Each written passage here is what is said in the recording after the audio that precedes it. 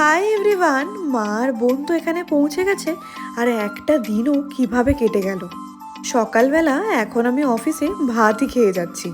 ভাত মাছ পেলে বাঙালিদের আর কিছুই চাই না। আর অফিসে দেখো এক একজন এক এক ধরনের জিনিস দিয়েছিল। হ্যাঁ, আমি আবার বাড়িতেও নিয়ে এসেছি। অফিসে কাজবাজ শেষ করে বাড়ি ফেরার পর ফ্রেশ হয়ে তিনজন মিলে নিচে যাচ্ছি। এই ঠান্ডার মধ্যে একা একা তো আমি হাঁটার কথা ভাবতেও পারি না, আর সুযোগ যখন আছে তিনজন মিলেই নামলাম। আর শীতকাল মানে সবজি তো বেশ ভালো ভালো পাওয়া যায়, আর আমাদের সোসাইটির নিচেই একটা এরকম দোকান আছে, মাকে ওখানে নিয়ে গেছি। একা থাকলে তো খুব বেশি সবজি খাওয়াও হয় না, আর কিনলেও নষ্টই হয়।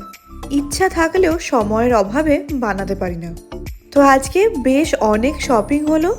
সবজি বাজার, তার পাশেই একটা স্টেশনারি দোকান আছে, ওখান থেকেও কেনাকাটি সেরে এবার আমরা যাব ওপরে। মা আর নিচে নামবে না, ডিনারের প্রিপারেশন করবে, আর আমি আর বোন মিলে আর এক রাউন্ড হেঁটে আসবো। আজকে ঠান্ডাটা তুলনামূলক কম ছিল, ওই জন্য ভালো করে ঘুরতে পেরেছি। আসলে অফিসে আমার এতটা লম্বা টাইম কেটে যায় না, দিনগুলো মনে হচ্ছে আরও তাড়াতাড়ি যাচ্ছে। বাড়ি ফিরে ক্লান্তি থাকলেও আমি নিচে নামার চেষ্টা করি, না হলেই তো বাড়ি এসে খাওয়া দাওয়া করে ঘুম। এরপর তোমাদের একটা জিনিস দেখাচ্ছি। আমাদের সোসাইটির নিচেই ঠিক এরকম একটা জায়গাতে বেশ কয়েকটা ইকুইপমেন্ট রাখা আছে। বোনকে জোর করে ওখানে তুলেছি। আমি প্রায়ই দেখতাম লোকজন এখানে এক্সারসাইজ করে, নিজে কখনো আসার সাহস করিনি, কিন্তু এবার বোনকে নিয়ে এসে দারুণ মজা পেয়েছি। আর ওর অবস্থাটা দেখো, আমার তো হাসতে হাসতে পেট ব্যথা হয়ে যাচ্ছিল। এই স্পেসটা কিন্তু বেশ সুন্দর করে বানানো, ইভেন সাইডে বসার জায়গাও আছে। বোনরা এখানে যদি পার্মানেন্টলি থাকতো, হয়তো আমিও এরকম ট্রাই করতাম।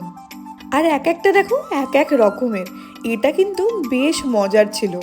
বোন এটাতে ওঠার আপ্রাণ চেষ্টা করে যাচ্ছে। ওঠাও চাই, ভিডিও করাও চাই, আবার চাপও খাওয়া চাই। এই রকম পাগলামো করতে করতে আমরা প্রায় 1 ঘন্টা নিচে ছিলাম।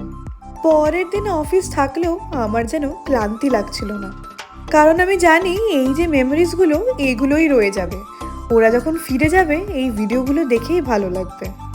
সোসাইটির এই এরিয়াটা বেশ ভালো, যদি শুধু একটা দোলনা থাকতো। আসলে আছে, বাট বাচ্চাদের জন্য। হাঁটাহাঁটি এক্সারসাইজ করা সব কমপ্লিট, এবার যাচ্ছি ওপরে।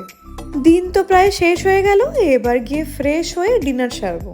আজ ডিনারে মা বানিয়েছে কিন্তু পরোটা। হয়নি ভিডিওগুলো দেখলেই আবার আমাকে ফোন করে বলবে।